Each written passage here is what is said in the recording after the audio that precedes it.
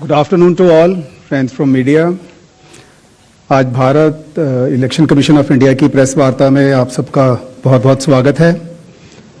हमारे साथ honourable chief election commissioner of India Shri Gyanesh Kumar ji, honourable election commissioner doctor Sukhbir Singh Sandhu, honourable election commissioner doctor Vivek Joshi, election commission of India के उच्च अधिकारी Shri Manish Garg ji, senior deputy election commissioner, Shri Sanjay Kumar, deputy election commissioner, Shri Vijay Kumar Pande, DDG law, और अन्य election commission के officials जो हमारे साथ हैं।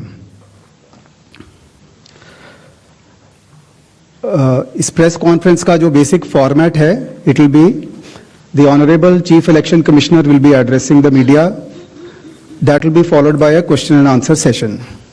Questions will be generally taken in groups of 5 and the Honorable CEC would be answering them in one go. So you are requested that whenever you want to ask a question, kindly wait for your turn. There will be a micer who will be approaching you. Introduce yourself and your organization and then you can ask your question. So that will be the basic format of the press conference.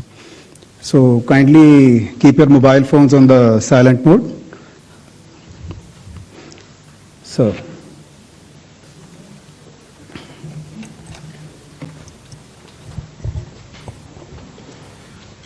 Honorable Election Commissioner Dr. Sukhbir Singh Sandhu ji, Honorable Election Commissioner Dr. Vivek Joshi ji, चुनाव आयोग के वरिष्ठ अधिकारीगण और media के मेरे दोस्तों, सबसे पहले चुनाव आयोग मतदाताओं के नाम एक संदेश देना चाहता है। भारत के संविधान के अनुरूप भारत का हर नागरिक जो 18 वर्ष की आयु पूरी कर चुका हो, उसे मतदाता अवश्य बनना चाहिए और मतदान भी अवश्य करना चाहिए। आप सभी जानते हैं कि कानून के अनुरूप हर राजनीतिक दल का जन्म चुनाव आयोग में रजिस्ट्रेशन से ही होता है। तो फिर चुनाव आयोग उन्हीं राजनीतिक दलों में भेदभाव कैसे कर सकता है? चुनाव आयोग के लिए न तो कोई विपक्ष है, न तो कोई पक्ष है, सब समकक्ष हैं। चाहे किसी भी राजनीतिक दल का कोई भी हो, चुनाव आयोग अपने संवैधानिक कर्तव्य से पीछे नहीं हटेगा। पिछले 2 दशकों से लगभग सभी राजनीतिक दल मतदाता सूची में त्रुटियों के सुधार के लिए मांग करते रहे हैं और इसी मांग को पूरा करने के लिए ही चुनाव आयोग ने गहन पुनरीक्षण अर्थात स्पेशल इंटेंसिव रिवीजन SIR की शुरुआत बिहार से की है।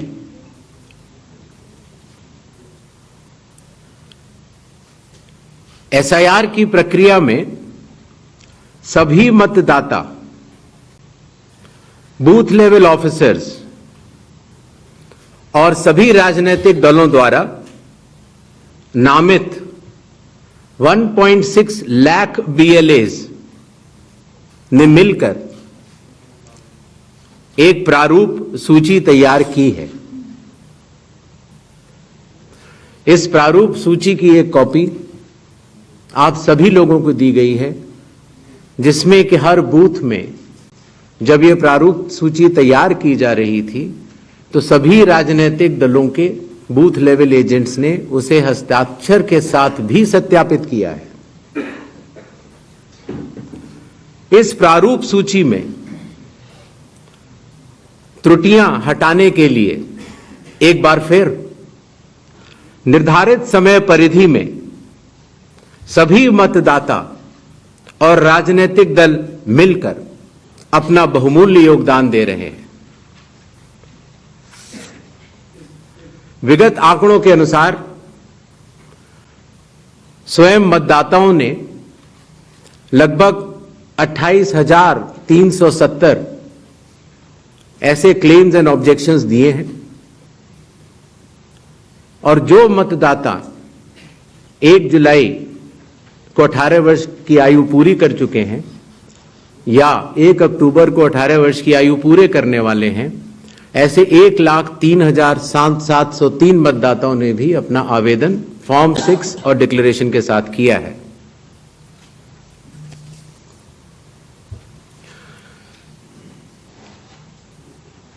और इन क्लेम्स एंड ऑब्जेक्शंस के लिए, इन त्रुटियों को हटाने के लिए बिहार के एसआईआर में 1 अगस्त से 1 सितंबर का समय निर्धारित है।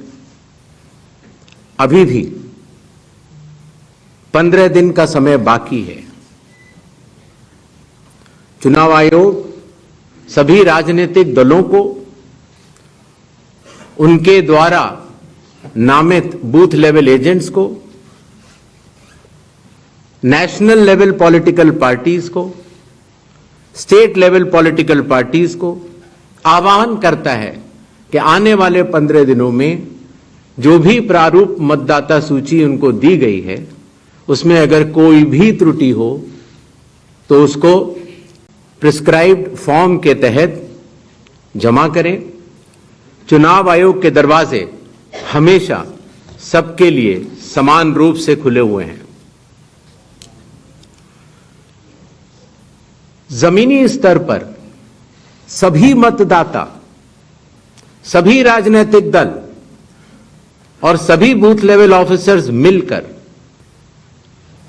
एक पारदर्शी तरीके से कार्य कर रहे हैं, सत्यापित भी कर रहे हैं, हस्ताक्षर भी कर रहे हैं और वीडियो टेस्टिमोनियल्स भी दे रहे हैं।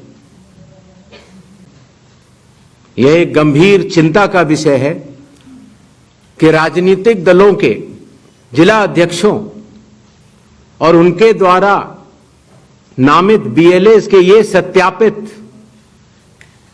दस्तावेज, टेस्टिमोनियल्स, उनकी आवाज उनके स्वयं के राज्य स्तर के या राष्ट्रीय स्तर के नेताओं तक या तो पहुंच नहीं पा रही है और या फिर जमीनी सच को नजरअंदाज करते हुए भ्रम फैलाने की कोशिश की जा रही है।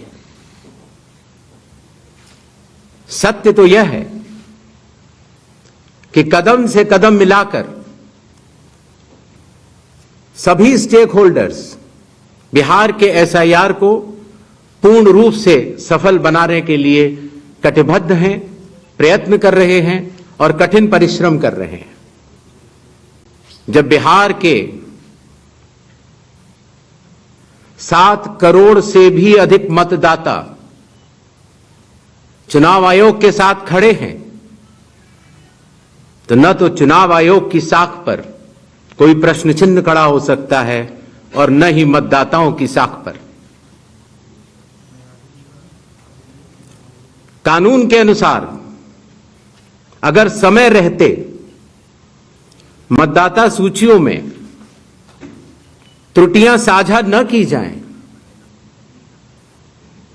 मतदाता द्वारा अपना प्रत्याशी चुनने के 45 डेज के भीतर माननीय उच्च न्यायालय में चुनाव याचिका दायर न की जाए और फिर वोट चोरी जैसे गलत शब्दों का इस्तेमाल करके जनता को गुमराह करने का असफल प्रयास किया जाए तो यह भारत के संविधान का अपमान नहीं तो और क्या है। जहां तक कि मशीन रीडेबल मतदाता सूची का सवाल है, माननीय सुप्रीम कोर्ट 2019 में ही कह चुका है कि यह मतदाता की निजता का हनन हो सकता है। Voter privacy can be breached. हमने कुछ दिन पहले देखा कि कई मतदाताओं की फोटो उनकी अनुमति के बिना मीडिया के समक्ष रखी गई, उनके ऊपर आरोप लगाए गए, उनका इस्तेमाल किया गया। क्या अपनी माताओं, बहुओं, बेटियों सहित किसी भी मतदाता की सीसीटीवी वीडियो चुनाव आयोग को साझा करनी चाहिए क्या?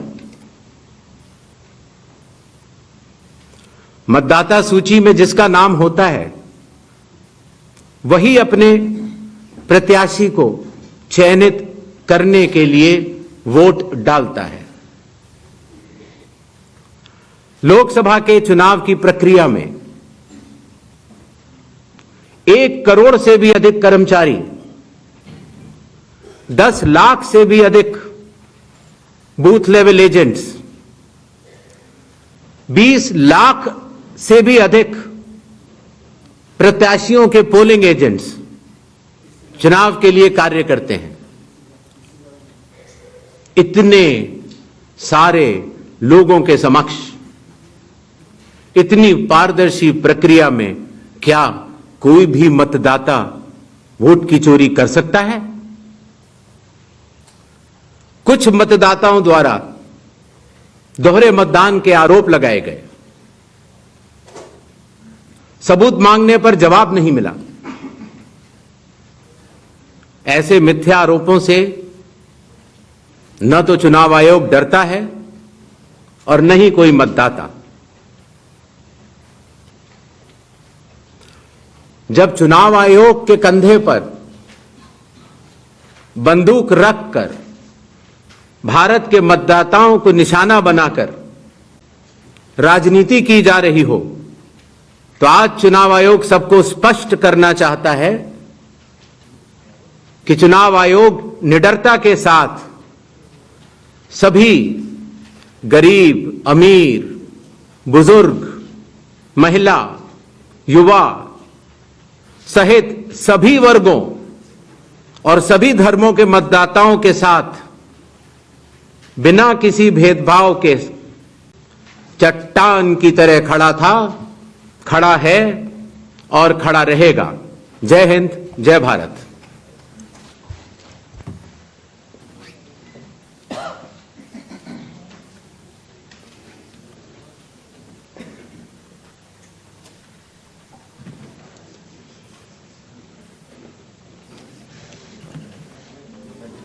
Mike, please.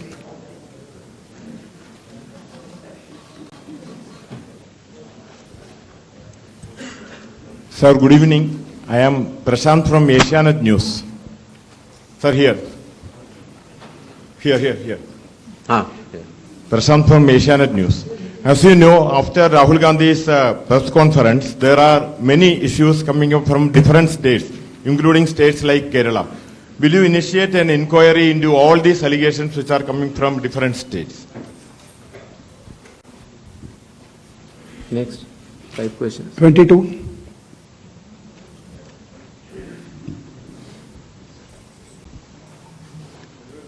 Sir.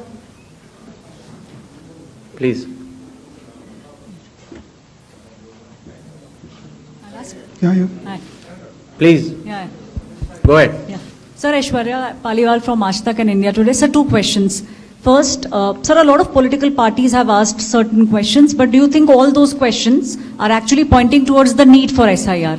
Sir, second question is what arrangements you've made for the vulnerable groups? Because a lot of people are asking senior citizens, migrants, marginalized. So if you can focus on that, sir.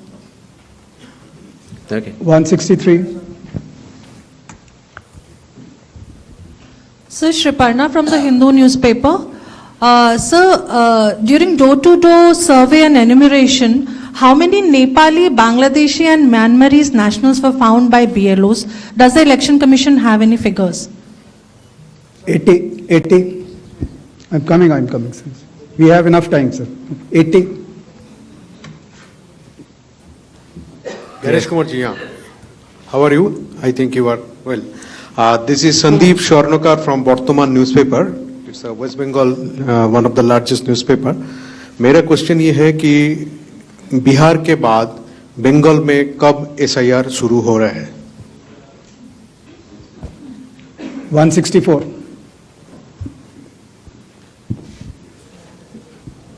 Sir Neeraj हूँ news 18 India से, network 18 से। हमारा सवाल है कि special summary revision सालाना तौर पे होता है हर साल, तो SIR की जरूरत आपको कौन सा मतदाता सूची दोनों प्रक्रिया से अलग मिलेगा, हम ये जानना चाह रहे हैं। और एक सप्लीमेंट्री सवाल है इसी के साथ कि आपने कहा कि कुछ पॉलिटिकल पार्टीज के नेता भ्रम फैलाने की कोशिश कर रहे हैं। उनका यह भी कहना है, राहुल गांधी की मैं बात कर रहा हूं, थोड़ी देर पहले उन्होंने कहा है क्यों उन्हीं से शपथ पत्र सिर्फ मांगा जा रहा है, दूसरे लोग, दूसरी पार्टी के लोग जो सवाल कर रहे हैं उनसे क्यों नहीं। तो इन 5 सवालों को पहले ले लेते हैं।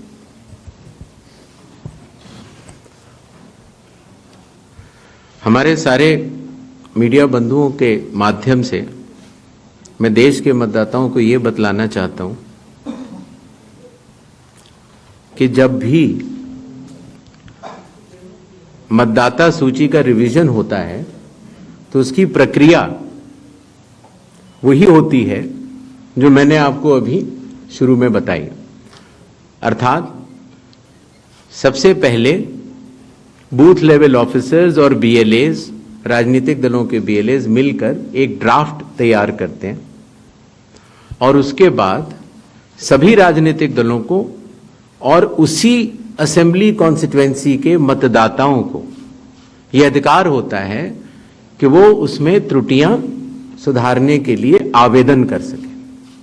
आवेदन 3 तरह के हो सकते हैं, या तो किसी का नाम छूट गया हो तो फॉर्म 6 होता है, या किसी का नाम गलत जुड़ गया हो या किसी और को जुड़वाना हो तो फॉर्म 7 होता है, और या कई बार उसमें विवरण गलत हो जाए, आपकी नाम की स्पेलिंग गलत हो जाए, फोटो गलत हो जाए, एड्रेस गलत हो जाए तो फॉर्म 8 होता है। तो ये क्लेम्स एंड ऑब्जेक्शंस का जो पीरियड होता है ये बहुत महत्वपूर्ण होता है और इसमें सभी राजनीतिक दलों की भागीदारी और मतदाताओं की भागीदारी भी आवश्यक होती है। जब ये सारे क्लेम्स एंड ऑब्जेक्शंस आ जाते हैं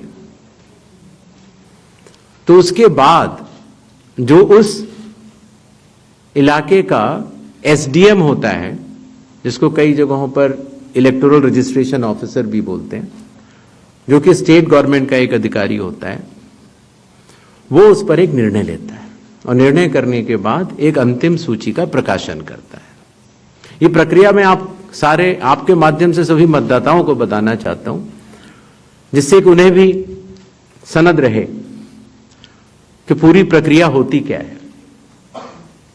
तो एक बार जब SDM की तरफ से अंतिम सूची प्रकाशित कर दी जाती है, और याद रहे कि प्रारूप अर्थात ड्राफ्ट सूची भी पॉलिटिकल पार्टी से शेयर की जाती है और अंतिम सूची भी पॉलिटिकल पार्टी से शेयर की जाती है, और आजकल चूंकि तकनीकी का जमाना है तो वेबसाइट पर भी इलेक्शन कमीशन की अवेलेबल होती है। इसके बाद भी अगर कोई भी त्रुटि रह जाए तो उस जिले के DM के पास एक अपील होती है, और अगर DM से भी उस त्रुटि का समाधान न निकले तो उसके ऊपर उस प्रदेश के चीफ इलेक्टोरल ऑफिसर के पास एक अपील होती है। जो अंतिम सूची प्रकाशित हो जाती है उसके ऊपर हो जाते हैं चुनाव। जब चुनाव होते हैं तो पॉलिटिकल पार्टीज अपने कैंडिडेट्स को खड़ा करती हैं और उन कैंडिडेट्स को यह सूची एक बार फिर दे दी जाती है कि इस सूची के ऊपर मतदान होगा, और यह सूची मतदान केंद्रवार दी जाती है। इस प्रक्रिया के बाद जब चुनावी मतदान होता है तो मतदान केंद्र के अंदर हर प्रत्याशी को यह अधिकार होता है कि वो पोलिंग एजेंट्स को नामित करे, और वही सूची पोलिंग एजेंट्स के पास भी होती है। तो उदाहरण के तौर पर जब हमारा कोई मतदाता जब मतदान करने जाता है तो पोलिंग एजेंट्स देखते हैं और अगर कोई गलत व्यक्ति जा रहा है या कोई 2 बार जा रहा है तो उसके ऊपर ऑब्जेक्शन भी कर सकते हैं। मतदान प्रक्रिया समाप्त होने के बाद मतगणना होती है और मतगणना के बाद रिटर्निंग ऑफिसर रिजल्ट्स डिक्लेयर कर देते हैं। यह एक डिसेंट्रलाइज कंस्ट्रक्ट है। संविधान के अनुसार यह पूरी जिम्मेदारी चुनाव आयोग की है, लेकिन लोक प्रतिनिधित्व कानून के तहत चुनाव आयोग तो एक छोटा सा 800 लोगों का एक समूह है, तो लोक प्रतिनिधित्व कानून के तहत चीफ इलेक्टोरल ऑफिसर, हर जिले का डिस्ट्रिक्ट कलेक्टर, जिसको डिस्ट्रिक्ट इलेक्टोरल ऑफिसर भी कहा जाता है, हर असेंबली कॉन्स्टिट्यूएंसी का इलेक्टोरल रजिस्ट्रेशन ऑफिसर जो कि एसडीएम भी होता है, बूथ लेवल ऑफिसर्स, ये सभी के सभी सिर्फ इसी काम के लिए चुनाव आयोग के पास डेपुटेशन पर भी रहते हैं, सिर्फ मतदाता सूची और मतदान कराने के लिए। तो जब रिटर्निंग ऑफिसर रिजल्ट डिक्लेयर कर देता है, उसके बाद भी कानून में प्राविधान है कि आप 45 डेज के अंदर आप उच्च न्यायालय जाकर एक चुनावी याचिका दायर कर सकते हैं और चुनाव को चैलेंज कर सकते हैं। जब यह प्रक्रिया 45 दिन समाप्त हो जाते हैं, उसके बाद इस तरह के निराधार और आरोप लगाना, चाहे वो केरल हो, चाहे वो कर्नाटक हो, चाहे वो बिहार हो, जब 45 दिन चुनाव के बाद पूर्ण हो चुके हैं और किसी भी दल को, किसी भी कैंडिडेट को कोई भी गलती नजर नहीं आई, तो आज इतने दिनों के बाद इस तरह के निराधार आरोप लगाना, उनका उद्देश्य क्या है, ये सारे मतदाता और देश की जनता पूरा समझती है। जहां तक स्पेशल इंटेंसिव रिवीजन की जरूरत क्यों पड़ी और स्पेशल इंटेंसिव रिवीजन में और नॉर्मल जो रिवीजन हर साल होता है, दोनों में क्या फर्क है, यह बहुत अहम सवाल है।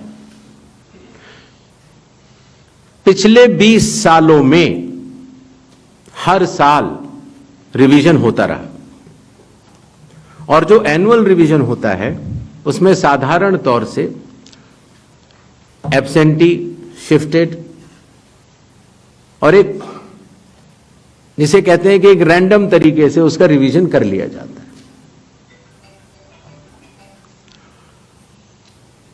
जब पिछले 20 सालों से इंटेंसिव रिवीजन नहीं हुआ, हालांकि पहले होते थे, अभी तक भारत में 10 से ज्यादा बार स्पेशल इंटेंसिव रिवीजन हो चुके हैं और स्पेशल इंटेंसिव रिवीजन की खासियत यह होती है कि मतदाता सूची को, इलेक्टोरल रोल को टोटली मैक्सिमम प्यूरिफाई करने के लिए एक इन्यूमरेशन फॉर्म भरा जाता है और हर मतदाता उसको जब भर के देता है तो उसका नाम मतदाता सूची में फ्रेश, एकदम नए तरीके से सूची बनाई जाती है। और यह इंटेंसिव रिवीजन इसलिए भी आवश्यक हो गया, एक तो सभी राजनीतिक दलों की लगातार शिकायतें आती जाती हैं कि साहब वहां पर वोट बढ़ गए, वहां पर वोट कट गए, इन लोगों का वोट सही बना, इन लोगों का वोट गलत बना। साथ ही साथ समय के साथ कई लोग जो गांव में रहते थे, जहां पर उनका वोट था, वो शहर में आ गए, उनका वोट गांव में रह गया और जब वो शहर में आए तो वोट कटवाने की प्रक्रिया की भी अपनी कानूनी जटिलताएं हैं, तो उनका वोट गांव में भी रह गया, शहर में भी हो गया। और आजकल आपको पता है, जैसे जैसे भारत का विकास होता जा रहा है, वैसे वैसे लोग शहर छोड़ के भी दूसरे शहरों में भी जाते हैं। मुझे आशा है कि जितने हमारे मीडिया बंधु हैं वो भी शायद किसी न किसी दूसरे शहर को छोड़ के यहां पर आए होंगे, तो जब वो यहां रहने लग जाते हैं तो उनका वोट यहां भी बन जाता है। तो इस तरह से करते करते एक व्यक्ति के जाने या अनजाने में कई जगह वोट रह गए। तो मतदाता सूची को शुद्ध करने के लिए इन्यूमरेशन फॉर्म एकमात्र रास्ता रह जाता है, क्योंकि मैं आपको एक उदाहरण भी देता हूं। जैसे मान लीजिए श्रीपर्णा चक्रवर्ती जी हैं, उनका पहला वोट था श्रीपर्णा चक्रवर्ती के नाम से, दूसरा वोट जब वो दूसरी बार उन्होंने भरा तो उन्होंने भर दिया एस चक्रवर्ती। पिताजी का नाम मुझे पता नहीं है, माफ करें, लेकिन ए बी चक्रवर्ती भरा।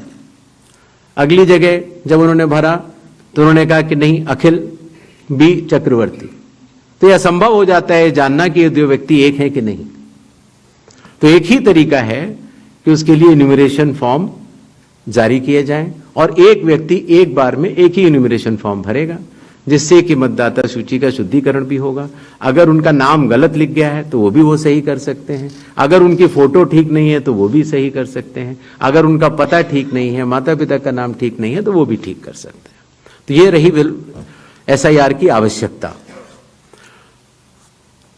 एसआईआर में डोर टू डोर जाना पड़ता है। बूथ लेवल ऑफिसर हमारे बिहार के लगभग 90,000 बूथ लेवल ऑफिसर्स 7,89,00,000 लोगों के घर घर जाकर उन्होंने एक एक व्यक्ति को एन्यूमरेशन फॉर्म दिया। जो लोग मृत पाए गए या जो लोग घर पे नहीं थे, जो पड़ोसियों ने कहा या उनके घर वालों ने कहा कि ये परमानेंटली शिफ्ट हो गए हैं, या जिन लोगों ने कहा कि नहीं साहब मैं तो पहले ही दूसरी जगह एन्यूमरेशन फॉर्म भर चुका हूं, अर्थात उसका नाम 2 जगह था, ऐसे लोगों के फॉर्म वापस नहीं मिले और 7,24,00,000 फॉर्म वापस मिले 30 दिन के अंदर।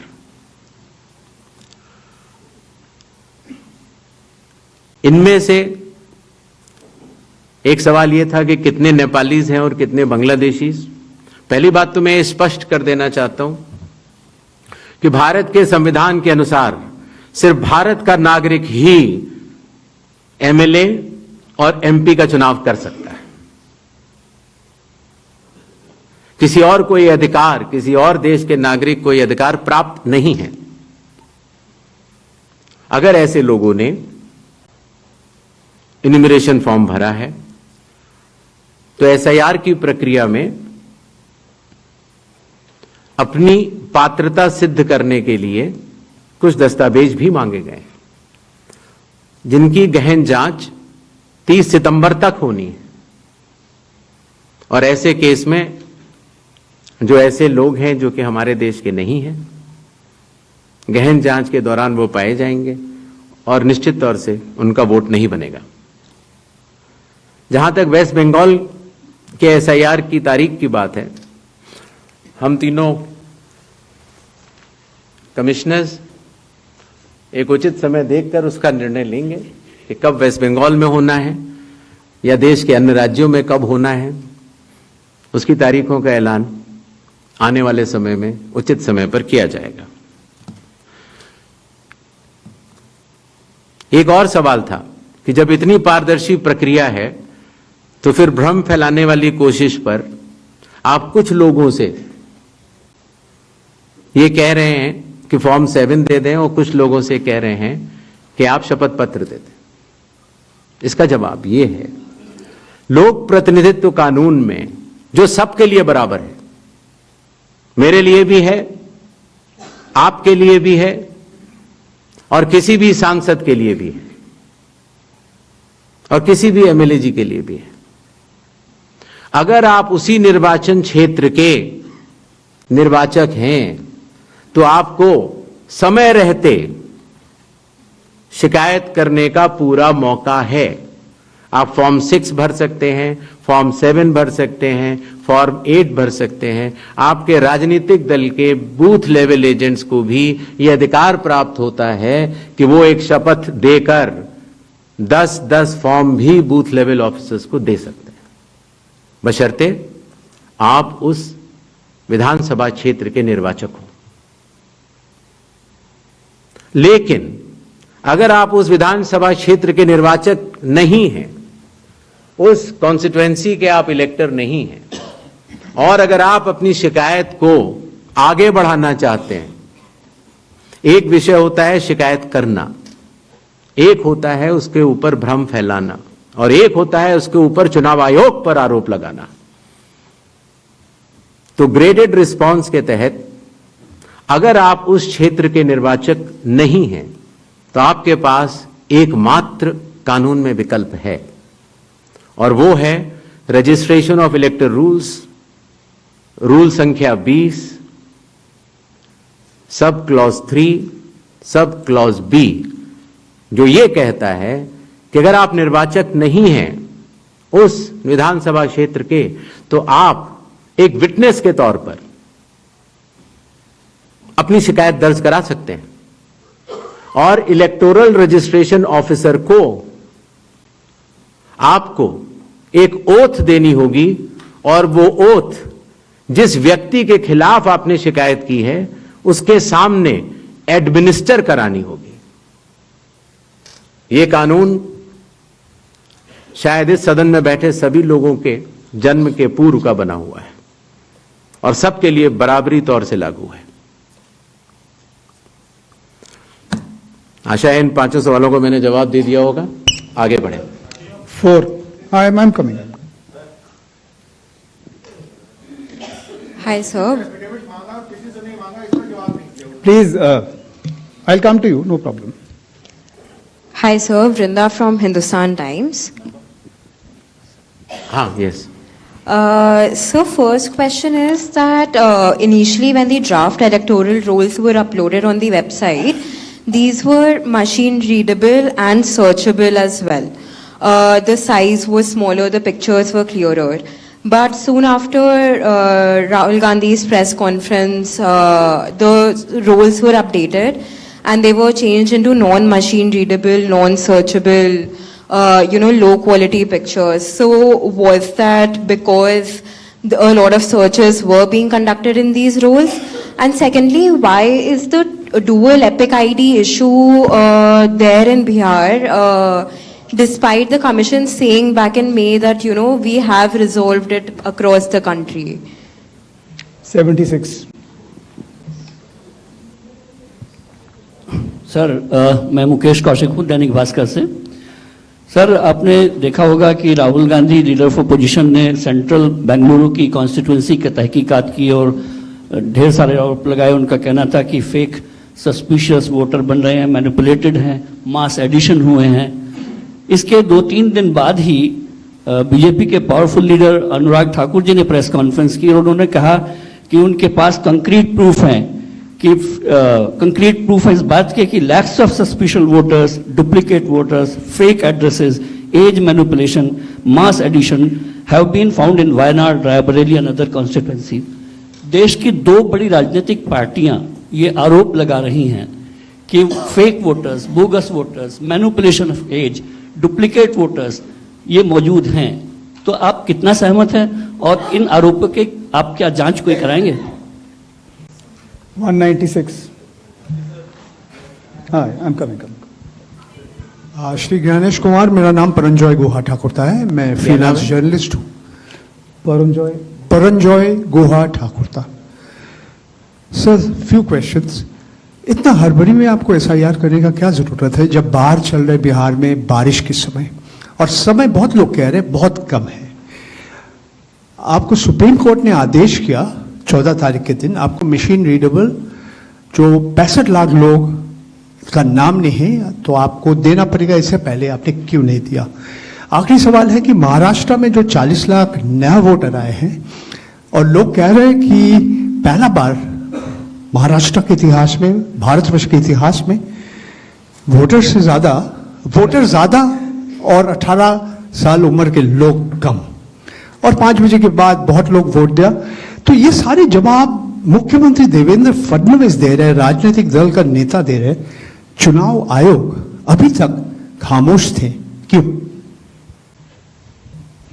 279.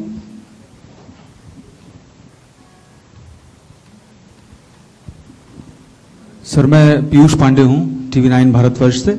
मेरा सवाल ये है कि AI और डीप फेक जैसे तकनीकी खतरे भी मंडरा रहे हैं, राजनीतिक दल उसका प्रयोग भी कर रहे हैं।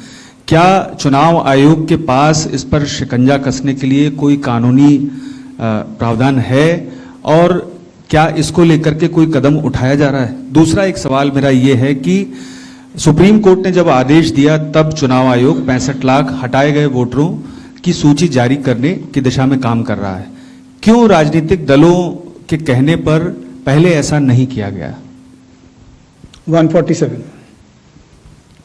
We'll start the next round. Sir sir मैं गौरव श्रीवास्तव टाइम्स नाउ भारत से मेरा सवाल ये है सर कि चूंकि हम लोग चुनाव आयोग भी देखते हैं, सुप्रीम कोर्ट में सुनवाई भी देखते हैं, बार बार ये सवाल उठा, और जिस बात को आप कह रहे हैं कि भारत का संविधान कहता है कि भारत का नागरिक ही वोट डाल सकता है, लेकिन भारत के नागरिक ही वोट डाले और चुनाव आयोग नागरिकता तय करे के बीच की जो एक पतली सी रेखा है उसको लेकर जो कानूनी लड़ाई है वो कैसे सुलझने वाली है।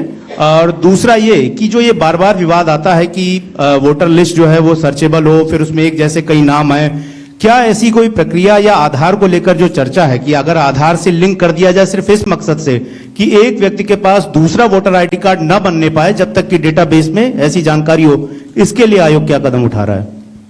ठीक, तो इन 5 अपने जर्नलिस्ट का मैं जवाब देता हूं।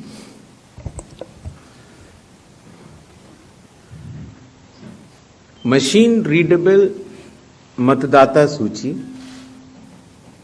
और सर्चेबल मतदाता सूची, दोनों में हमें अंतर समझना होगा। जो चुनाव आयोग की वेबसाइट में मतदाता सूची होती है उसमें आप एपिक नंबर डाल के सर्च कर सकते हैं, डाउनलोड भी कर सकते हैं। इसको मशीन रीडेबल नहीं कहा जाता। मशीन रीडेबल के ऊपर मैंने आपको शुरुआती उसमें बताया था कि 2019 में माननीय सुप्रीम कोर्ट ने भी इस विषय का गहन अध्ययन किया और यह पाया कि मशीन रीडेबल इलेक्टोरल रोल देने से वोटर की प्राइवेसी का हनन हो सकता है। इसलिए मशीन रीडेबल एक अलग चीज है। जो मशीन रीडेबल का अर्थ होता है कि आप उस इलेक्टोरल रोल को पढ़ भी सकते हैं, उसमें अगर आपके पास कंप्यूटर पे वो सूची आ गई तो आप ये फोटो उठा के दूसरी जगह भी डाल सकते हैं। अगर आपने एक व्यक्ति की फोटो दूसरी जगह डाल दी और पलट दी तो वो व्यक्ति वोट ही नहीं कर पाएगा, क्योंकि जब वो वोट करने जाएगा तो उसका चेहरा नहीं मिलेगा। तो मशीन रीडेबल एक अलग चीज है, मशीन रीडेबल वर्जित है। तो उसको आप, ये चुनाव आयोग का अकेला फैसला नहीं है, ये चुनाव आयोग का फैसला माननीय सुप्रीम कोर्ट के जजमेंट के बाद है और 2019 से है। तो मशीन रीडेबल अलग चीज हो गई और एक लिस्ट को सर्च करना वो एक अलग विषय हो गया। जब आप एक लिस्ट को सर्च करते हैं तो उसमें एक सवाल यह आया था कि डुप्लीकेट एपिक की समस्या चुनाव आयोग ने जब पहले सॉल्व कर ली तो इस तरह के डुप्लीकेट एपिक दोबारा कैसे आए। डुप्लीकेट एपिक 2 तरीके से हो सकते हैं। एक कि एक व्यक्ति जो वेस्ट बंगाल में है, जो व्यक्ति अलग है, उसका एक एपिक नंबर है, और एक व्यक्ति जो हरियाणा में है उसका एपिक नंबर भी वही है। अर्थात एपिक नंबर 1 व्यक्ति 2।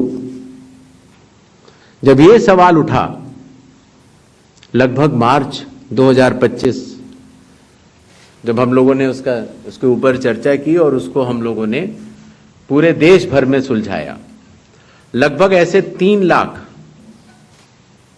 लोग मिले जिनकी एपिक संख्या 1 थी। तो उनकी एपिक संख्या बदल दी गई जिससे एक ही एपिक से 2 लोग ना हो, एक ही नंबर के 2 लोग ना हो। दूसरी तरह की डुप्लीकेसी ऐसे आती है जब एक ही व्यक्ति का एक से ज्यादा जगह मतदाता सूची में नाम हो और उसका एपिक नंबर अलग हो, अर्थात व्यक्ति 1 एपिक अनेक। पहली वाली स्थिति यह थी एपिक 1 व्यक्ति अनेक। तो एपिक 1 व्यक्ति अनेक की समस्या तो चुनाव आयोग ने पहले सुलझा ली, लेकिन जब यह विषय आया कि एक ही व्यक्ति और उसके कई एपिक्स हैं, तो कुछ केसेस में जब शिकायत आई तो हम लोगों ने तहकीकात की तो यह समझ में आया कि जो व्यक्ति, जैसे मैंने आपको बताया था कि अगर वो गांव में रहता था तो वहां उसका एक जगह नाम था, फिर वो शहर में आया, फिर वो वहां से चलते चलते दिल्ली या बंबई पहुंच गया और उसने अपना पुराना नाम डिलीट नहीं कराया। पहले यह संभव नहीं था। 3 से पहले नाम अगर आपको पुरानी जगह से कटवाना है तो कोई वेबसाइट नहीं थी इलेक्शन कमीशन की जिसमें एक ही जगह सारा डेटा हो। हर स्टेट की अलग अलग वेबसाइट थी। तो नतीजा, अगर आप पटना से चल के दिल्ली आ चुके हैं और आप पटना का वोट कटवाना चाह रहे थे तो आप एक पत्र लिख सकते हैं। अब उस पत्र के ऊपर कार्रवाई हुई, आपने सही जगह भेजा, नहीं भेजा और आपका वहां वोट नहीं कटा। आप दिल्ली आ चुके, आपका यहां नया मतदाता सूची में नाम आ गया, आपके पास एक नया एपिक नंबर है। तो 2003 से पहले चूंकि तकनीकी सुविधा अवेलेबल नहीं थी तो इस तरह के बहुत लोग जो माइग्रेट कर करके अलग अलग जगह गए, उनके नाम कई जगह आ गए। फिर एक ये सवाल उठा कि फिर उसको आज की तारीख में तो वेबसाइट है, कंप्यूटर है, उसको आप सेलेक्ट करके हटा सकते हैं। लेकिन वही मैं बात आपको बताना चाह रहा था, चुनाव आयोग मतदाताओं के साथ चट्टान की तरह खड़ा होता है। अगर किसी के कहने से मैं आपका वोट काट दूं या किसी के कहने से मैं ये मानूं कि पीयूष जी के नाम के, अगर आपको अंदाजा न हो तो अगर पीयूष जी के नाम को अगर आप 100 करोड़ में सर्च करेंगे तो आपको हजारों लोग मिलेंगे। अब कौन से पीयूष जी का नाम काटा जाए, कौन से पीयूष जी 2 हैं ये? तो अगर इसको जल्दीबाजी में किया जाएगा तो किसी भी मतदाता का नाम गलत कट सकता है, आपकी जगह किसी और का कट जाए। इसलिए शायद पिछले 20 सालों में टेक्नोलॉजी तो थी, लेकिन टेक्नोलॉजी का उपयोग करके किसी का मतदाता सूची से नाम काटा जाए, ये गलत होगा। और इसीलिए चुनाव आयोग ने ऐसा नहीं किया। और इसकी या तो व्यक्ति खुद कर सकता है तो कोई आपत्ति नहीं है, और या फिर स्पेशल इंटेंसिव रिवीजन के जरिए जब ये एन्यूमरेशन फॉर्म बनेगा तो पीयूष पांडे जी के पास ही फॉर्म पहुंचेगा। अगर उनके पास दूसरा फॉर्म पहुंच जाएगा तो एक ही पे दस्तखत करेंगे और डुप्लीकेट वोट की समस्या का निदान हो जाएगा। एसआईआर में हड़बड़ी क्यों? यह भी एक भ्रम फैलाया जाता है। आप लोग मुझे बताएं कि चुनाव से पहले मतदाता सूची शुद्ध करनी चाहिए या चुनाव के बाद? चुनाव से पहले। और यह बात चुनाव आयोग नहीं कह रहा है, यह बात लोक प्रतिनिधित्व कानून कह रहा है कि हर चुनाव से पहले आपको मतदाता सूची शुद्ध करनी होगी।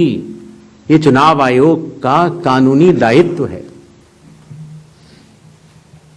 फिर यह बात आई कि 7 करोड़ से ज्यादा बिहार के मतदाताओं तक क्या चुनाव आयोग पहुंच पाएगा? हकीकत आपके सामने है। जब 24 जून से यह कार्रवाई शुरू हुई तो यह पूरी प्रक्रिया लगभग 20 जुलाई तक ही समाप्त हो गई। फिर यह बात आई कि साहब जुलाई में क्यों? उस समय मौसम अच्छा नहीं होता। तो आपकी जानकारी के लिए मैं बताना चाहता हूं कि बिहार में इसके पहले भी 2003 में एसआईआर हुआ था और उसकी तारीख थी 14 जुलाई से 14 अगस्त, और तब भी सफलतापूर्वक हुआ था और इस बार भी सफलतापूर्वक सबके एन्यूमरेशन फॉर्म्स वापस आ गए। एक और सवाल पूछा गया कि माननीय सुप्रीम कोर्ट के कहने से हम लोगों ने ये मशीन रीडेबल फॉर्मेट क्यों दिया? माननीय सुप्रीम कोर्ट ने ये स्पष्ट कहा है कि हर जिले की अलग वेबसाइट बनाई जाए और हर जिले की वेबसाइट पर एपिक नंबर से सर्च होने वाली सूची रखी जाए। और आपको ये जानकर हर्ष होगा कि 56 घंटों के अंदर चुनाव आयोग ने उसका अनुपालन किया है और हर जिले की वेबसाइट की सूची आप सबको जो फोल्डर दिया गया है उसमें है, आप भी सर्च कर सकते हैं। जहां तक आपके पास जो फोल्डर दिया गया उसमें एक वो भी मिनट्स मौजूद है 20 जुलाई के, जहां पर अगर आप खोलेंगे तो उसमें आप पाएंगे कि हर बूथ पर booth level officer, booth level agent, sarpanch सबने मिलकर ये दस्तखत करके ये सूची बनाई कि ये लोग मृत पाए गए हैं, उनका एपिक नंबर भी है, उनका नाम भी है, और ये लोग स्थायी रूप से स्थानांतरित पाए गए हैं, उनका नाम भी है, और इन लोगों का इन्यूमरेशन फॉर्म या इन लोगों का नाम एक जगह से ज्यादा है, वो भी है।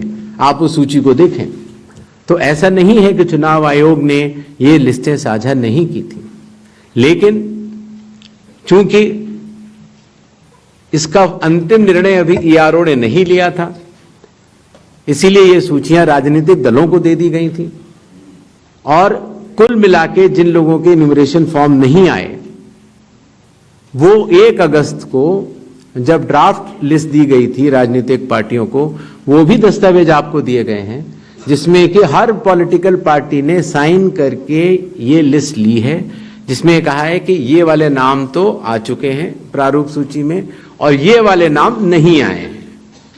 हर जिला प्रेसिडेंट ने उस लिस्ट को सत्यापित किया है 1 अगस्त को और अपने टेस्टिमोनियल्स भी दिए हैं।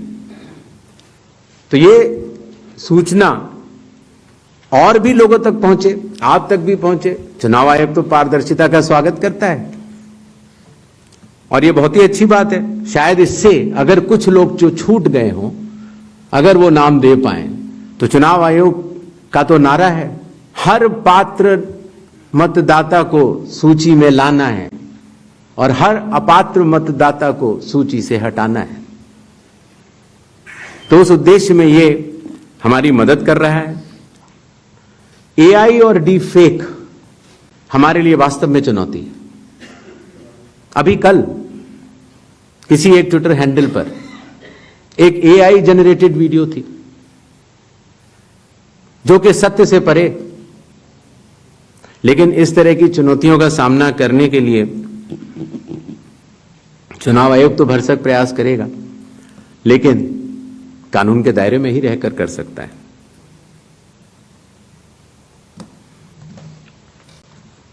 एक और सवाल आया था कि आखिर चुनाव आयोग पात्रता की जांच क्यों कर रहा है। संविधान के अनुच्छेद 326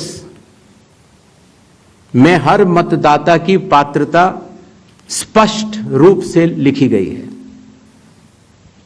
और वो पात्रता ये कहती है कि मतदाता सूची में नाम आने के लिए सिर्फ भारत के नागरिक और 18 वर्ष की आयु पूरे कर चुके व्यक्ति ही पात्र हैं। रेजिडेंसी लॉज भी हैं जो कि अलग कानून में बनते हैं, जो कि ऑर्डिनरी रेजिडेंट हैं, या कोई व्यक्ति जो संविधान या किसी कानून के अनुरूप उसको वर्जित किया गया है चुनाव लड़ने के लिए, उनका नाम नहीं आ सकता। तो आर्टिकल 326 जो कि चैप्टर इलेक्शंस के अंदर आता है, जो कि हम यहां पर आपके समक्ष बैठे चुनाव आयोग की एक संवैधानिक जिम्मेदारी है, हम उसको निभाने के लिए पात्रता की जांच कर रहे हैं। नेक्स्ट 187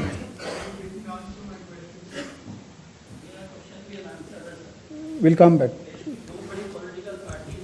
उसका जवाब मैं दे चुका हूं, शायद आपने, मैं दोबारा बता देता हूं। ग्रेडेड रिस्पांस होता है चुनाव आयोग का।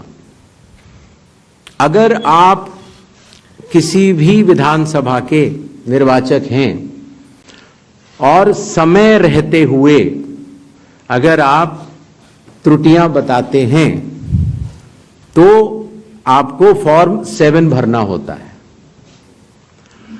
अगर आप किसी भी विधानसभा के निर्वाचक हैं और समय परिधि के बाद अगर गलतियां बतलाते हैं तो उसको सिर्फ एक राजनीतिक स्टेटमेंट माना जाता है।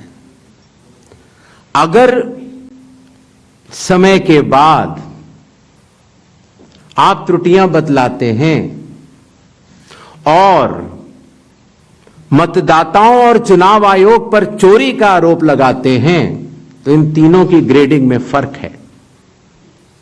और इसीलिए मैं सभी से यह निवेदन करूंगा कि अगर आप निर्वाचक नहीं हैं और अगर आपको शिकायत करनी है चुनाव आयोग के समक्ष, तो आपके पास, मेरे पास, किसी भी सांसद के पास, किसी भी एमएलए के पास और आपके पास भी सिर्फ एक ही विकल्प है, और वो विकल्प है registration of electoral rules, rule 20 sub clause 3 sub clause B, जिसमें कि आपको इलेक्टोरल रजिस्ट्रेशन ऑफिसर के सामने जिस भी कारण से आप बता रहे हैं कि ये गलत है, आप वो एविडेंस प्रोड्यूस करेंगे और आप शपथ लेंगे और आप इस बात को बताएंगे आगे। 187.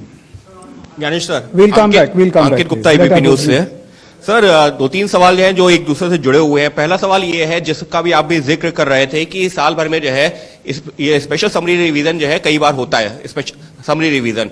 तो इस साल की शुरुआत में जब जो है समरी रिवीजन हो चुका था, तो उसके बाद पिछले 6-7 महीनों में करीबन 22 लाख लोग मृत पाए गए, करीब 32 लाख शिफ्ट हो गए। तो ये आंकड़ा पिछले 6-7 महीने में 22 लाख लोग मर कैसे सकते हैं, ये सवाल उठाया जा रहा है। अगर समरी रिवीजन हुआ था और अब तक, तो ये आंकड़ा जो है क्यों इतना ज्यादा भिन्न, पहले ये सब क्यों नहीं हुआ? इसी के साथ में उसी से जुड़ा हुआ सवाल ये है, विपक्षी पार्टियां ये कह रही हैं, इसका मतलब तो ये है 2024 का 1 साल पहले जो चुनाव हुआ था, वो इसका मतलब जो तमाम, आप 65 लाख का आंकड़ा अभी दे चुके हैं, हो सकता है ये आने वाले दिनों में और बढ़े, उन फर्जी मतदाताओं के साथ में हुआ था क्या चुनाव? ये तो सिर्फ बिहार की बात हो रही है, तो क्या इन फर्जी मतदाताओं के साथ में 2024 का चुनाव हुआ था? तीसरा सवाल इसी से जुड़ा हुआ, क्या ये एनआरसी हो रहा है एसआईआर की आड़ में? ये सवाल लगातार कहा जा रहा है, और वो क्यों कहा यह जा रहा है कि एक धर्म के लोगों को वोट काटे जा रहे हैं, एक पार्टी को फायदा पहुंचाने के लिए कार्रवाई की जा रही है। तो लगातार इस तरीके के सवाल। 185. मेरा नाम मुकेश कुमार सिंह है, मैं एक फ्रीलांस जर्नलिस्ट हूं। मैं आपसे जानना चाह रहा हूं कि इस बात का ग्रेडिंग कैसे की जाएगी कि जो अभी आपने उदाहरण देके बताया कि ईपीआईसी में एक आदमी नाम डुप्लीकेट करेगा, जब तक आपके पास कोई यूनिक फीचर नहीं होगा, जैसे आधार के मामले में बायोमेट्रिक्स एक यूनिक फीचर का काम करता है हर इंडिविजुअल के लिए ना, उसी तरीके से अगर आप ईपीआईसी से इसको नहीं जोड़ेंगे तो ये संभव ही नहीं है कि आप कभी जिंदगी में डुप्लीकेसी को चेक कर पाए, चाहे कितने एफर्ट्स कर ले। यहां आपको टेक्नोलॉजी की ही मदद लेनी पड़ेगी, मैनुअली ये ह्यूमनली पॉसिबल नहीं है। और इसी से जुड़ा हुआ सवाल ये भी है कि जब इस तरह की चीजें हमारे सामने आती हैं, यानी डुप्लीकेसी को चेक करने की, वही डुप्लीकेसी हमारे सामने जब वोटर लिस्ट में सामने आती है तो एक नया बखेड़ा खड़ा होता है। आप चुनाव आयोग के सामने सबसे इंपॉर्टेंट चीज यह है कि अगर किसी चीज की शिकायत की जा रही है तो क्या चुनाव आयोग सबसे पहले शिकायत की जांच करने पर जोर देगा या शिकायतकर्ता कौन है उसकी जो है वो कलई खोलने पर जोर देगा? ये एक ऐसी सवाल, एक कॉन्स्टिट्यूशनल इंस्टीट्यूशन पे इस तरह का दाग भी लगना अपने आप में शर्मनाक है। यानी अगर उससे आप हमें बचाइए, इस देश को तो बचाइए, इस डेमोक्रेसी को बचाइए, हम आपसे ये उम्मीद करते हैं। 247. नहीं, just one. I'll come back to you. No problem. Damini Nath from the Indian Express. Sir, 7.24 crore electors forms were received as of 1st August. So how many of these submitted documents along with that? And now that 15 days are over, how many more documents have been made for these electors? And the other question I have is regarding, recommended by BLO and not recommended. What is the basis on which BLO will recommend or not recommend if the documents have not been submitted? 39. Good afternoon sir, Manohar Kesari, news x और India news से।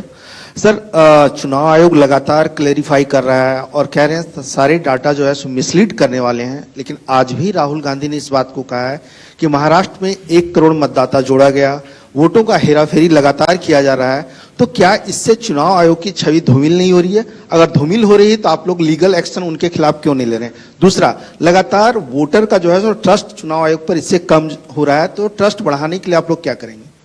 218.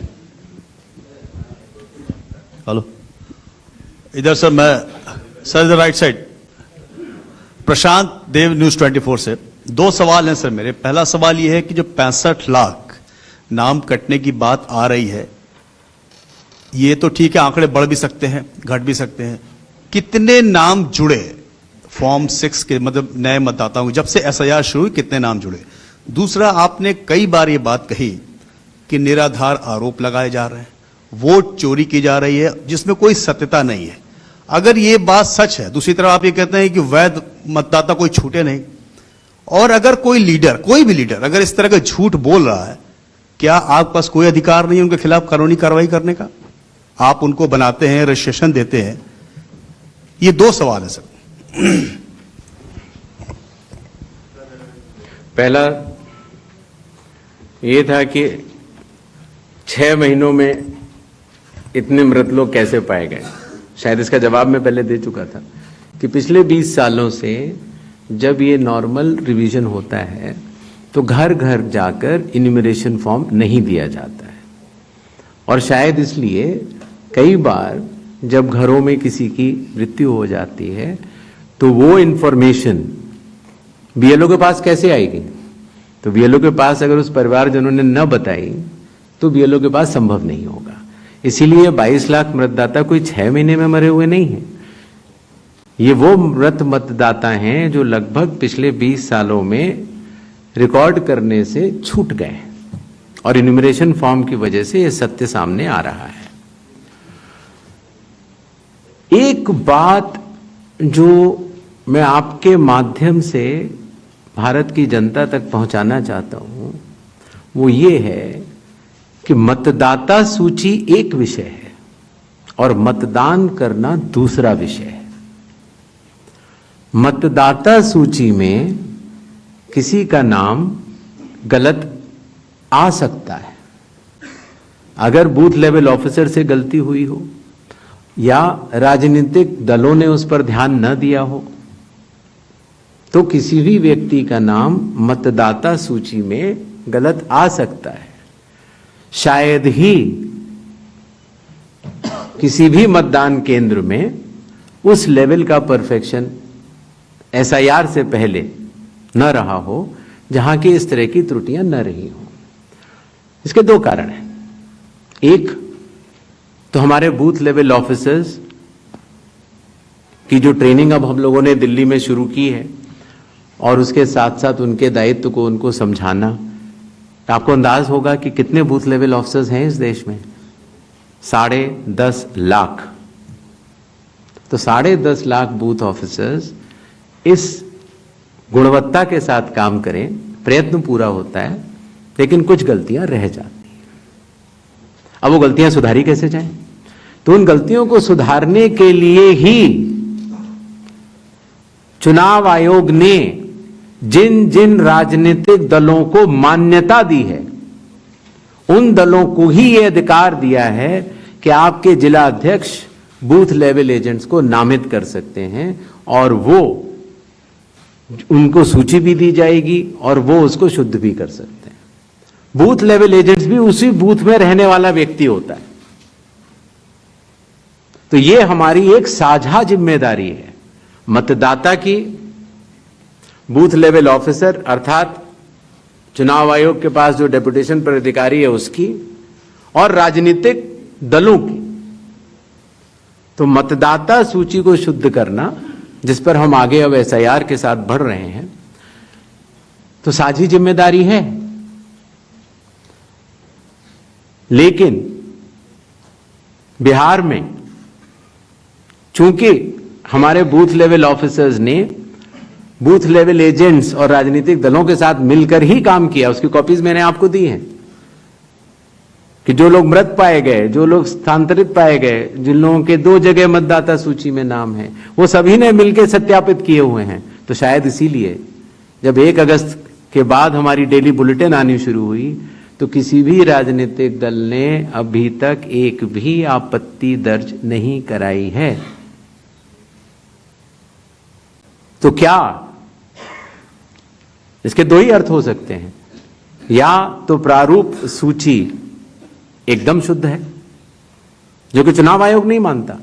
चुनाव आयोग कह रहा है कि 1 सितंबर तक हम समय देते हैं, इसमें त्रुटियां हो सकती हैं, आइए सब लोग आइए इसको शुद्ध करते हैं।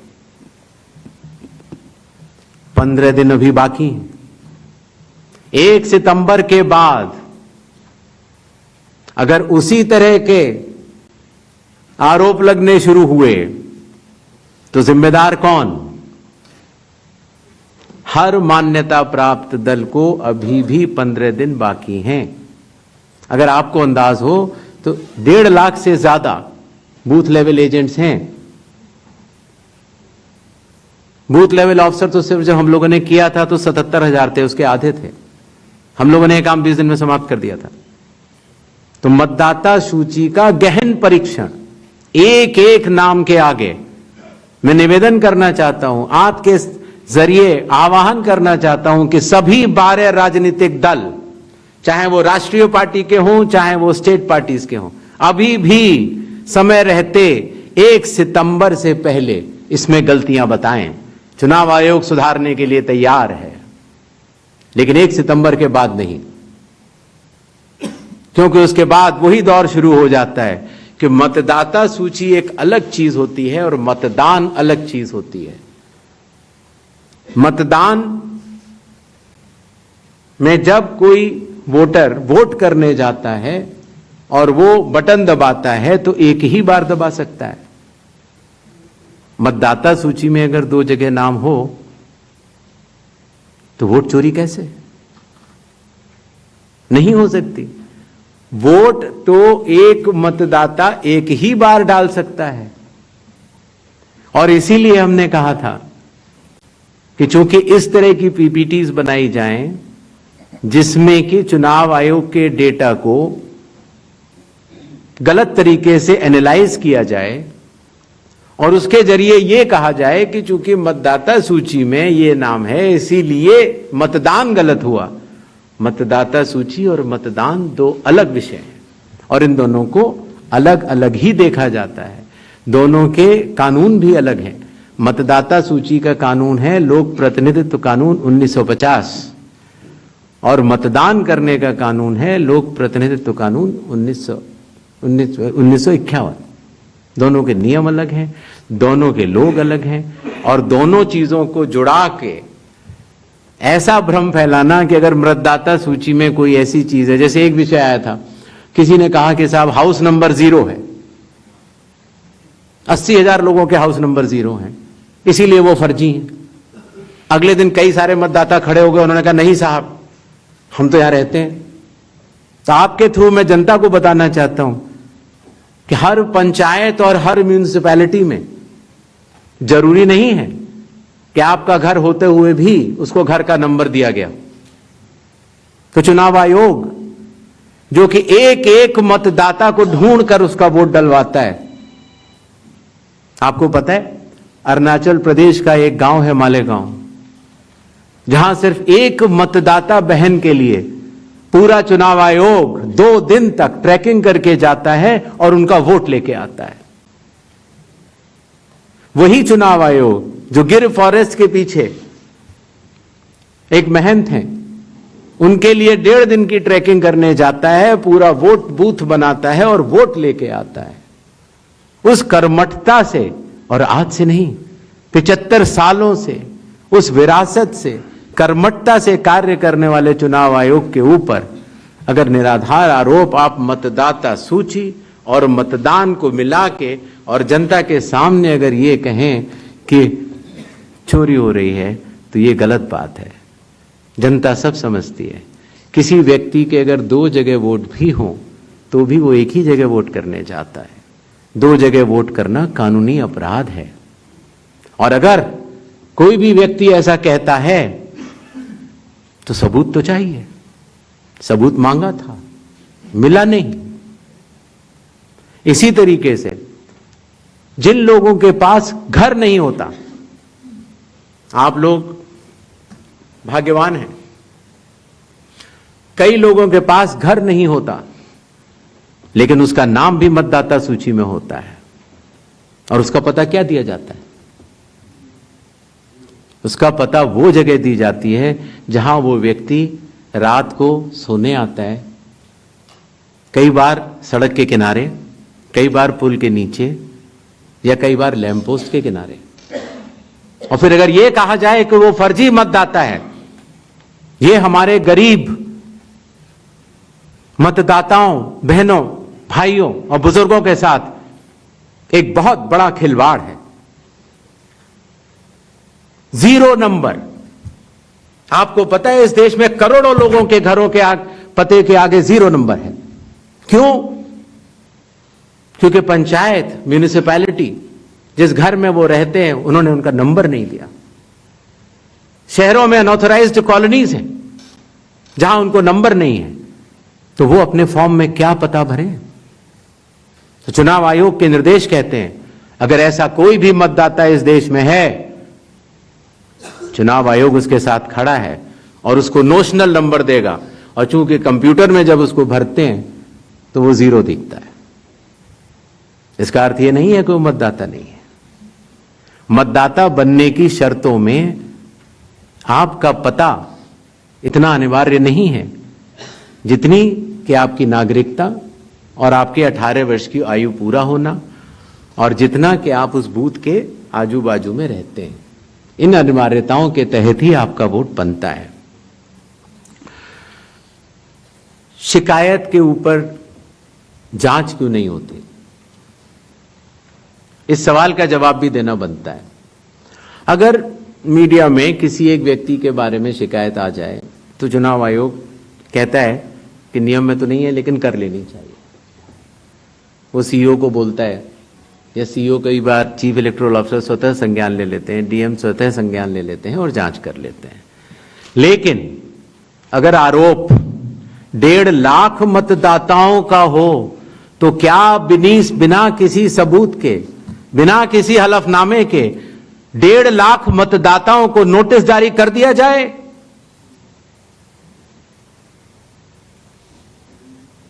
क्या यह न्याय संगत होगा? कानून में न प्रावधान है, न कोई शपथ पत्र है, न कोई एविडेंस है, न कोई सबूत है, तो क्या 1.5 लाख नोटिस जारी करके उन मतदाताओं को एसडीएम के दफ्तर में बुलाया जाए और यह कहा जाए कि आप फर्जी हैं? क्या मतदाता चुनाव आयोग से यह नहीं पूछेगा कि आपके पास क्या सबूत है? आज भी आपके मीडिया में चल रहा है, जितने नाम लिए गए सब एक एक करके सामने आ रहे हैं। और अगर चुनाव आयोग ने उनको नोटिस दिया होता तो हमारी साख गिरती कि बढ़ती? किसी ने सवाल पूछा था तो मैंने सोचा बतलाता चलो। बिना किसी सबूत के किसी भी वैलिड मतदाता का नाम नहीं कटेगा। चुनाव आयोग हर मतदाता के साथ चट्टान की तरह खड़ा हुआ है। अगर कोई सोचता है कि एक पीपीटी देकर, जो कि चुनाव आयोग के आंकड़े नहीं हैं, चुनाव आयोग ने मतदाता सूची जरूर दी है,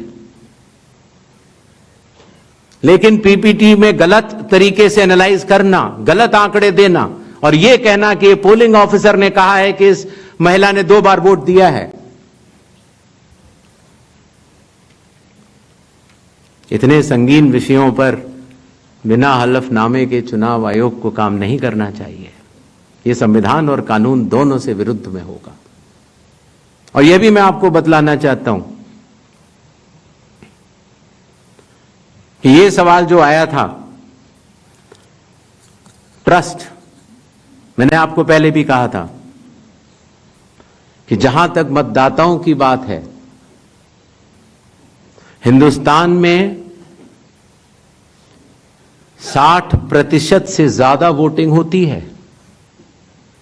जो दुनिया के बड़े बड़े जनतंत्र जिसके लिए सोच सकते हैं, दुनिया का सबसे बड़ा जनतंत्र है भारत।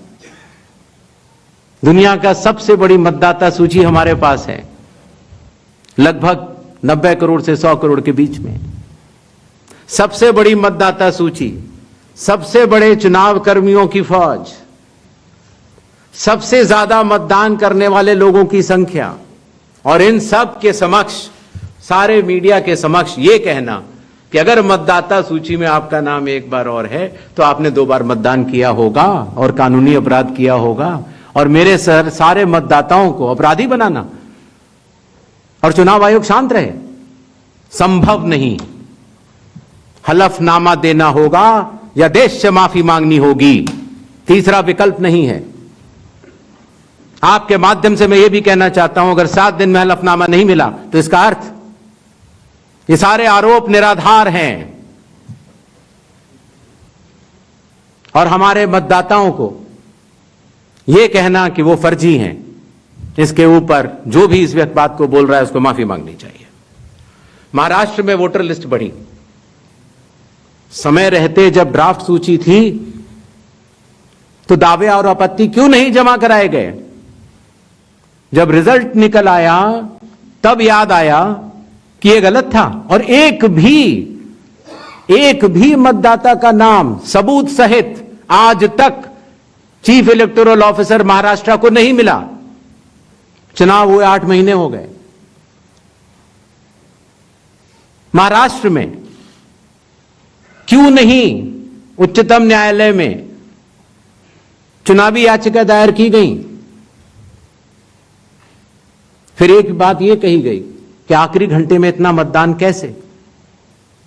चुनाव आयोग ने जवाब दिया था और आप सबने लिखा भी था कि अगर 10 घंटे मतदान होता है तो हर घंटे 10% का औसत होता है। आखिरी घंटे में 10% से कम मतदान हुआ।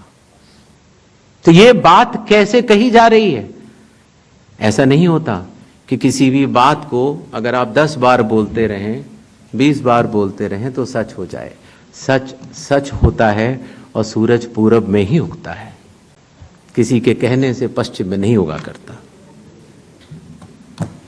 नेक्स्ट, जस्ट नेक्स्ट राउंड 272 सबको मौका देना है। प्लीज प्लीज प्लीज 272, 167, 184, 81, ये लास्ट है 266। हेलो, यस सर, मैं अखिलेश हूँ IANS न्यूज एजेंसी से। सर, मैं अखिलेश हूँ IANS न्यूज एजेंसी से। मेरा सवाल यह है कि सुप्रीम कोर्ट ने अभी आपको कहा है कि 22 तारीख को नेक्स्ट हियरिंग होनी है कि आप ये 11 के अलावा जो लोग छूट गए हैं अपना नाम दर्ज कराना चाहते हैं वो आधार लेकर जाएं। आधार को उन्होंने कहा है कि आप उसको कंसीडर कीजिए। इसका मतलब ये है कि आप जब आगे का SIR कराएंगे या पूरे देश में कराएंगे तो आप ये मान चुके हैं कि 12वां आपका आधार होगा। दूसरी बात, दूसरा सवाल मेरा कि राहुल गांधी संवैधानिक पद पे हैं, नेता प्रतिपक्ष हैं, उनके तमाम सवालों को आपने जवाब दिया और कहा कि सबूतों के साथ आरोप लगाया जाना चाहिए। तो क्या आपको लगता है कि वो गंभीरता से आरोप नहीं लगा रहे हैं या वो सिर्फ राजनीति करने के लिए ऐसा कर रहे हैं? तीसरा मेरा सवाल है कि आपने कहा कि बार बार कहा कि आपको दो सवाल पूछिए। अगर देर से आप देते हैं, आप सवाल उठाते हैं तो आपको एफिडेविट देना पड़ेगा। अखिलेश यादव ने 18,000 नामों की एफिडेविट दिया हुआ है। ये राजनीति में बार बार सवाल उठ रहा है कि आपने उसका जवाब नहीं दिया। ये 3 सवाल हैं सर मेरे। ठीक, yes, please ask one question only sir, please restrict yourself to one question. Sir, Sanjay Sharma Aaj Tak से। मेरा सवाल यह है कि आयोग ने राहुल गांधी से कहा कि वो हलफनामा दें, उसके बगैर कार्रवाई नहीं होगी। बीजेड ने सवाल उठाया है, बीजेडी ने 2024 के लोकसभा चुनाव के पहले। सुन नहीं पाया, जरा दोबारा बोल दीजिए। संजय शर्मा आज तक से हूं। मेरा सवाल, आयोग नया जरूर है, सवाल पुराना है, लेकिन सवाल उससे जुड़ा है क्योंकि आप भी RP एक्ट की दुहाई देते हैं और संविधान की। तो 2024 के लोकसभा चुनाव के बाद बीजेडी ने यह कहा कि उन्होंने हलफनामा देकर उड़ीसा में मतदाता सूची में गड़बड़ी की शिकायत आपसे की थी। तो उसमें अब तक क्या कार्रवाई हुई है वो अगर आप बता सकें तो सही होगा। और दूसरा, लोग टाइमिंग को लेकर सवाल उठा रहे हैं। एक तरफ राहुल गांधी की प्रेस कॉन्फ्रेंस है, दूसरी तरफ मुकाबले में चुनाव आयोग की। क्या चुनाव आयोग रथ का टूटा पहिया लेकर कृष्ण की तरह? आगे बताएं। जी। हाँ, भाषा देखिए, भाषा अच्छी रहे तो अच्छा लगता है जी। सर, 184 मैं इंडिया टीवी से शोएब रजा। मेरा सवाल सर ये है कि बिहार में जो ड्राफ्ट की सत्यता की जांच हो रही है, बाद में जो सर्टिफिकेट दिए जा रहे हैं, ऐसी बहुत बड़ी आबादी है, हम गए थे बिहार में, जो वो दस्तावेज 11 के 11 में से एक भी नहीं दे पा रहे। अभी हम देख रहे थे कि उनमें से मूल निवास प्रमाण पत्र के लिए एक होड़ मची हुई है बनाने की, आधार से ही बन रहा है वो भी। तो उन लोगों के लिए मुश्किल ही हो रहा है कि जो 15 दिन का अब समय बचा है उसमें भी अगर वो मूल निवास प्रमाण पत्र या इस तरह कोई सर्टिफिकेट नहीं बनवा पाते और एक बड़ी आबादी ऐसी रह जाती है जिसकी सत्यता नहीं होती, तो उनके लिए आप लोग क्या करेंगे? 266 इधर दीजिए 266. Sir, Anubhuti Bishnoi from the Economic Times. So I'll repeat this question because you haven't replied to that one. 7.2 crore enumeration forms have come in. How many have come in without any I'll of the reply. 11 documents? I told her I'll reply. Yes. 81. Sir, second, sir, in 2004 when intensive revision was carried out, it's an EC order which clearly states that Arunachal and Maharashtra are being left out of intensive revision because polls are due, assembly polls are due within months. But you have, the Election Commission this time has set aside that principle for Bihar. If you could explain that. Okay. Third, when you took over as CEC, you have identified political parties as a key stakeholder. And you've also held rounds of meetings and consultations with them. Do you think, given the kind of criticism SIR has drawn, maybe there should have been a wider consultation with political parties before embarking on such a massive exercise? Sir मैं Manish Agarwal नवभा time से। हाँ sir, जैसा कि आपने कहा राहुल गांधी के बारे में कि हलफनामा देना होगा या देश से माफी मांगनी होगी 7 दिन के अंदर, नहीं तो हम मानेंगे सारे आरोप निराधार हैं। अगर राहुल गांधी ऐसा नहीं करते हैं तो क्या भ्रम की स्थिति ऐसी देश में फैली रहेगी? चुनाव आयोग अपने स्तर पे क्या इस बात को कंफर्म करेगा कि जो वोटर लिस्ट हमारी है वो बिल्कुल ओके है और आरोप निराधार हैं? सेकंड इज, जो एसएसआर हर साल होता है सर, जैसे बिहार की बात करें तो 22 साल बाद हो रहा है, तो 3 साल वोटर हर साल जुड़े, 65 लाख अगर वोटर, तो क्या हमारी चुनाव आयोग की कोई जिम्मेदारी नहीं जो हर साल एसएसआर हो रहा है कि वे कैसे एटलीस्ट डेड वोटर कैसे जुड़ रहे हैं हर साल, तो क्या उनकी भी कोई जवाबदेही बनती है सर? Thank you. पहली बात, That's okay, that's, please. पहली बात ये दोबारा आई कि साहब डेट्स को लेकर पूछा गया, तो मैंने स्पष्ट किया था कि लोक प्रतिनिधित्व कानून के अंतर्गत जो रिवीजन होता है वो चुनाव से पहले होता है। बिहार का चुनाव 22 नवंबर 2025 से पहले संपन्न किया जाना है, क्योंकि बिहार की जो हमारी विधानसभा है उसकी कालावधि वहां समाप्त हो रही है।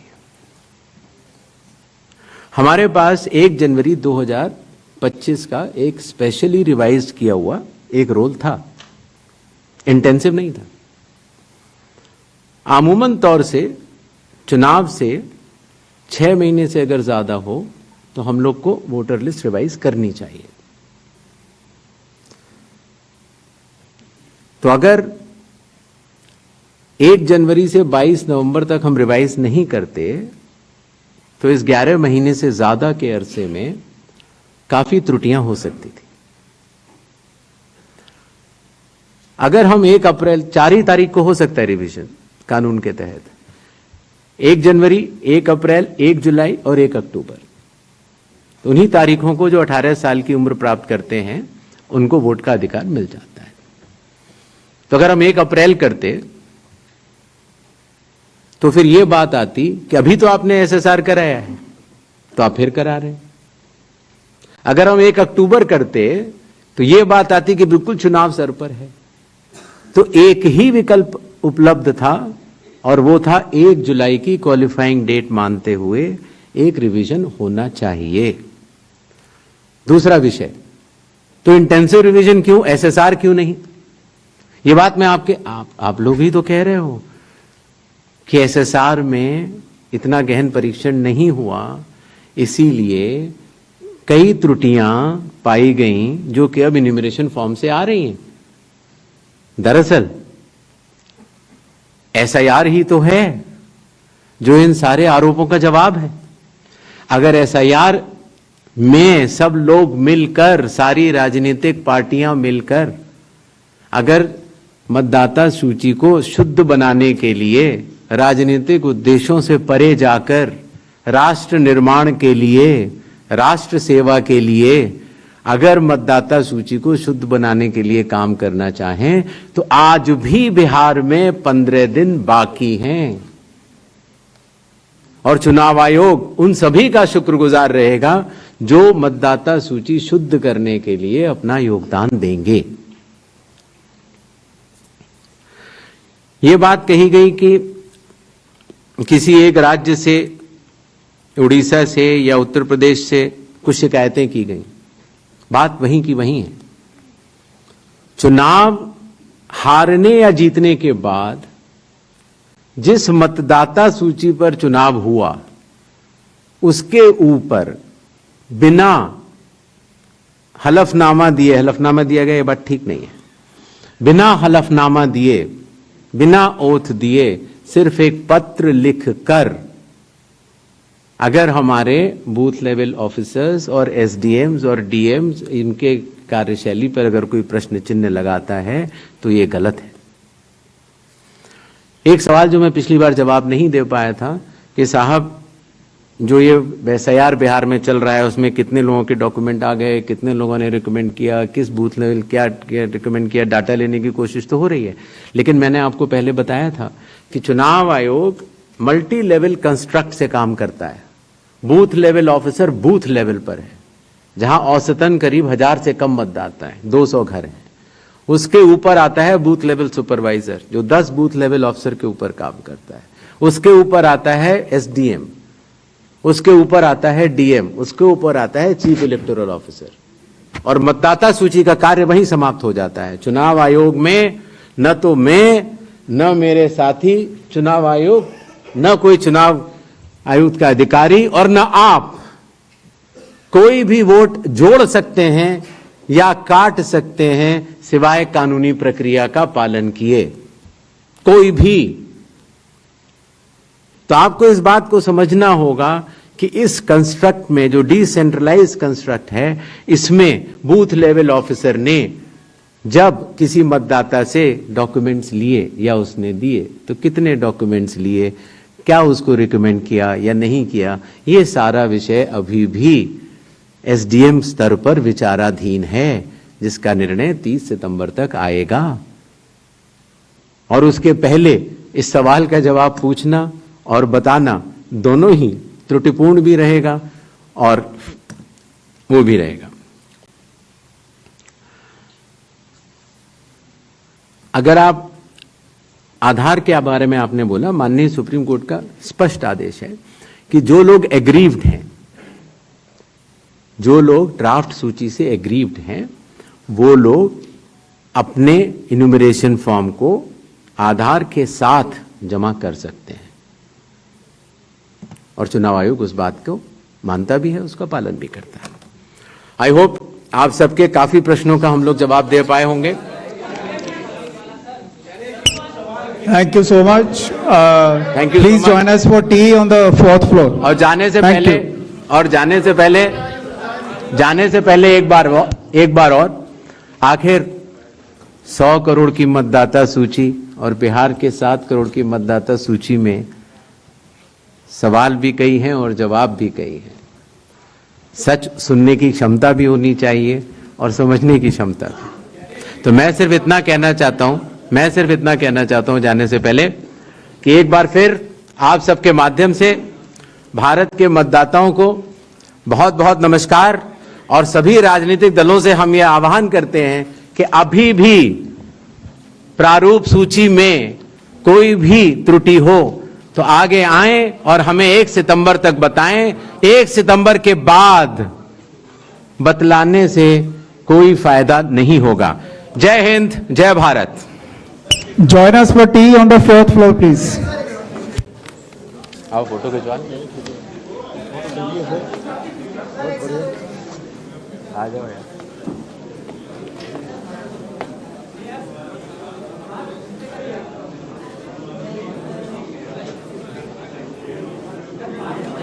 चलिए, हो गया।